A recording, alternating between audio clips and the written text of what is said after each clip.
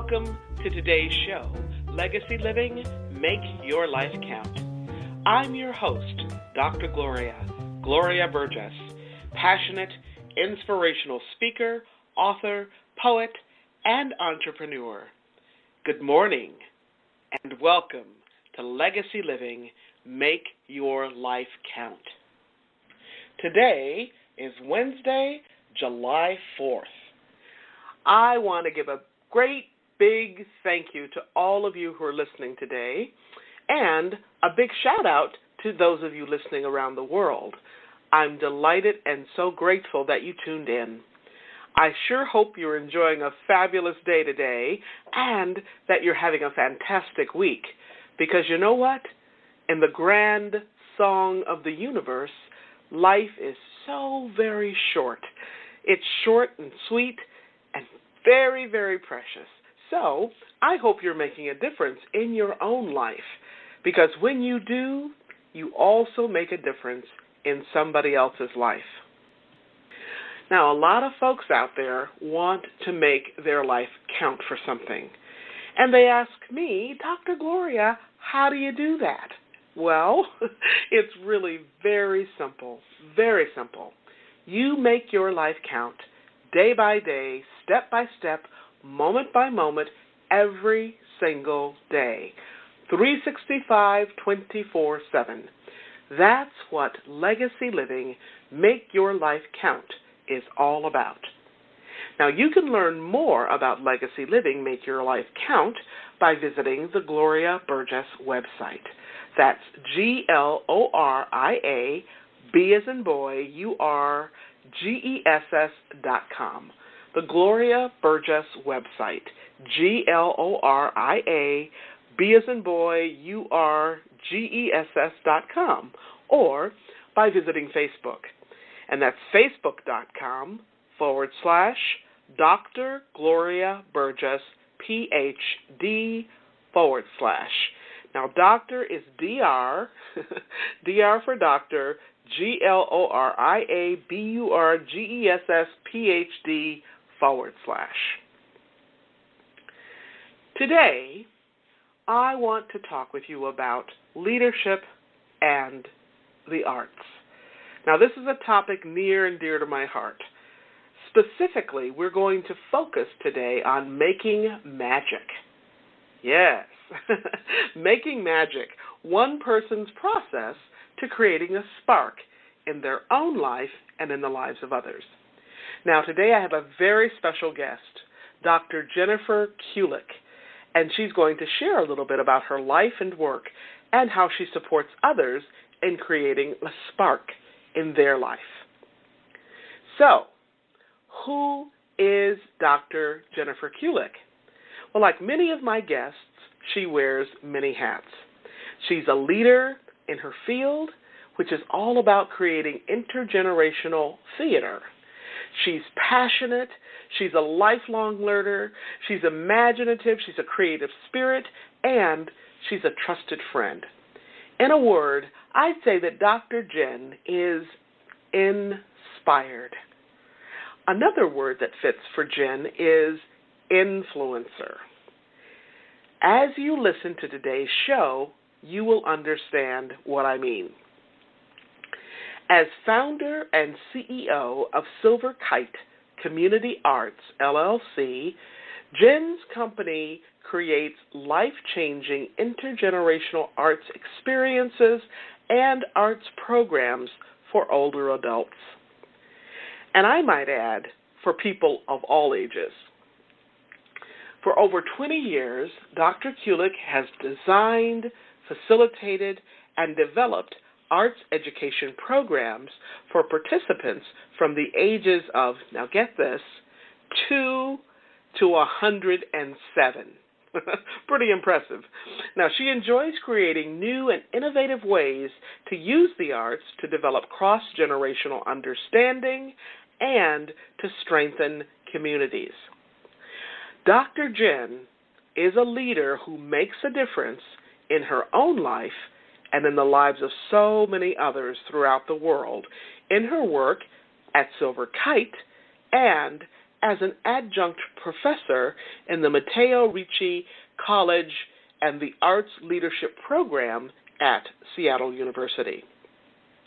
As I said earlier, to me, Dr. Jen is very inspiring. Now, I met Jen several years ago through a mutual friend, and when I heard her talk about her work at Silver Kite, I just knew I had met someone who was absolutely, positively on fire about her work. Now, she was so passionate, and I just knew that I had met a kindred spirit. As I just mentioned a few moments ago, Jen is a woman on fire, and she's positively committed to making an impact on the world, and in particular, making an impact to empower adults with memory loss and their care providers and loved ones. Now, I think that includes just about everybody, doesn't it? I mean, really, right? So she is positively committed about making an impact on the world, and in particular making an impact to empower adults with memory loss, their care providers, and their loved ones. She wants to help all of these people. She wants to transform their world. Now, when you hear her story, you will learn why she's so passionate about making a difference, about making an impact on the world in this particular way. When I met her, I was struck by her commitment, her positivity, her enthusiasm, and by her passion. But these are just a couple, just a few of her many, many, many fine qualities. We are truly blessed to have Dr. Jennifer Kulick, as one of our honored guests on today's show. Jen holds a Ph.D. from Arizona State University in theater for young audiences with a specialty in intergenerational drama. She holds a master's in education in curriculum and instruction from the University of Washington, and she has a bachelor's in theater from Grinnell College. Just a few years ago, Jen was awarded a Fulbright Distinguished Award in Teaching Fellowship to Singapore. And last year, she was honored with a residency at the Women's International Study Center in Santa Fe. Now, these are just a couple of her numerous awards. Jen says that her love for the arts was instilled in her from a very early age, and the arts played a significant role in helping her deal with an illness when she was just 11 years old. They also played a part in helping her deal with bullying. During my conversation with Dr. Jen, you will hear more about her story. You'll also hear about some of the people and moments that shaped and formed her as a person of influence. People and moments who have shaped and formed her as a leader, all with a particular focus on serving others. In many ways, in her love for the arts and in her work, Dr. Kulik pulls together many threads of what my own life and work are all about. In fact, you've heard me talk about these threads and themes on this show. The themes of gratitude, love, compassion, vulnerability, authenticity, generosity, passion, perseverance, and possibility. Can I just tell you something? Jen and I had just a fabulous conversation today. I'm so excited to have this amazing person, this life-changing leader with us. This is going to be an off-the-hook show. You don't want to miss a single word of it. So grab your earbuds, put on your walking shoes, or grab yourself a cup of tea or coffee or a nice cool glass of water, pull up your footstool, relax in your favorite chair, and don't forget your pen and notepad, because you're going to want to take notes today. We're going to have a great time. Okay. Now, before I jump into today's show, I just want to take a moment to welcome you. If you're just joining us, I'm your host, Dr. Gloria. This is Legacy Living. Make your life count. I'd like to extend a special welcome to those of you who are joining my show, or if you're joining Talk Network Radio for the very first time. You are in for a real treat. I'm excited to have you listening in today, and I'm deeply honored that you've allowed me to be part of your day, so you can be inspired by the ideas and resources to make your life count. Today's program is all about making magic.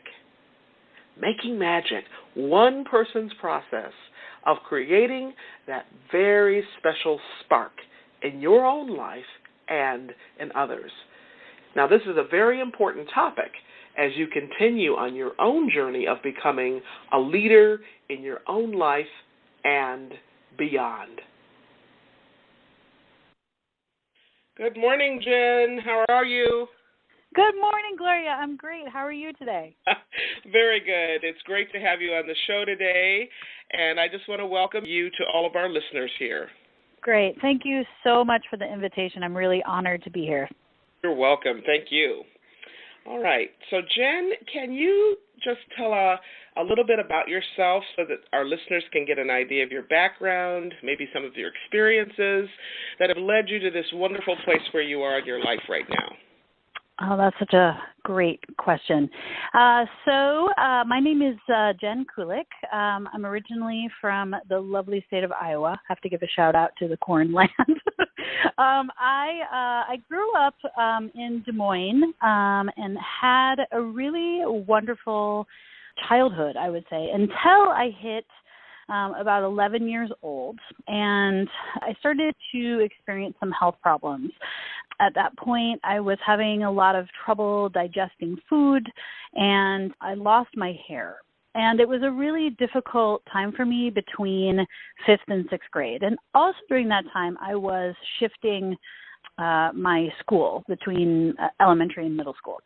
So when I started middle school, I endured about 7 years of pretty intensive bullying due to my health condition, and I looked different from the other students in my school. And so it was a really difficult time for me. So when I went off to college and I did my undergraduate work at Grinnell College in Iowa, I started to reflect on what the things were that helped me get through that really difficult time in my life.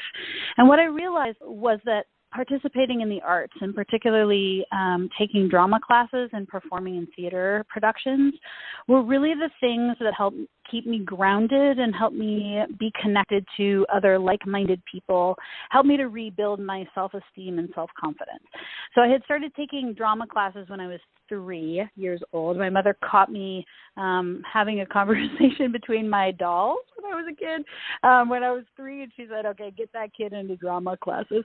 So I started taking drama when I was really young and kept going in those drama classes and theater productions while I was having this really difficult time in my childhood. So I realized that it was that really helped me. So I started at that point investigating what was the magic there, what were the ways that the arts could help me and could help other people. So my journey to building my company, Silver Kite Community Arts, started with that experience in my childhood.